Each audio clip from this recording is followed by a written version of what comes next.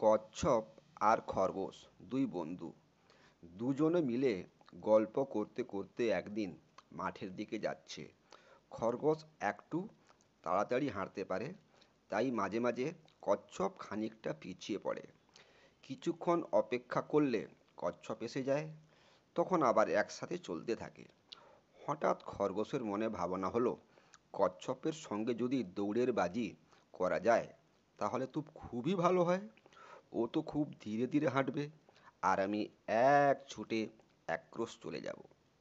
খরগোশ ভেবে চিনতে কচ্ছপকে বলল, এসো ভাই, বাজির দৌড়ে আমরা খেলা করি। মাঠের ধারে ওই যে কৃষ্ণচূড়ার গাছটা দেখতে পাচ্ছ, ওই পর্যন্ত যেতে হবে। যে পরে যাবে তার হবে হার। কচ্ছপ রাজি হয়ে বলল, তাই হবে, চলো শুরুই করি। এই বলে দুজন একসঙ্গে দৌড় শুরু করলো।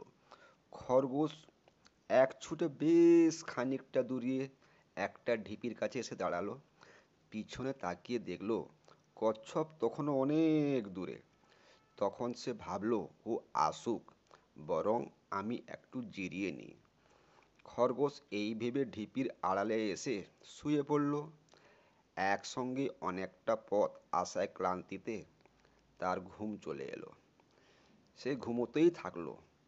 কিছুক্ষণ পরে খরগোশের যখন ঘুম ভাঙল, তখন সে ঢিপির উপর উঠে পিছনের দিকে তাকিয়ে দেখল, কিন্তু কোথাও কচ্ছপকে দেখতে পেল না।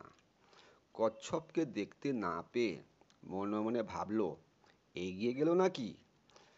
তখন সে আবার তাড়াতাড়ি দৌড়তে শুরু করলো। গাছতলায় গিয়ে দেখল কচ্ছপ তার অনেক আগেই পৌঁছে গেছে সেখানে। তাই কাউকে কখনো ছোট ভেবো না। সুতরাং বন্ধুরা, এই রকম গল্প পেতে প্লিজ আমার ছোট্ট চ্যানেলটিকে লাইক, শেয়ার, সাবস্ক্রাইব করুন এবং আপনার পছন্দের গল্প আমাকে কমেন্ট করুন। আমি অবশ্যই আপনাকে ভালো ভালো গল্প উপহার দেওয়ার চেষ্টা করব।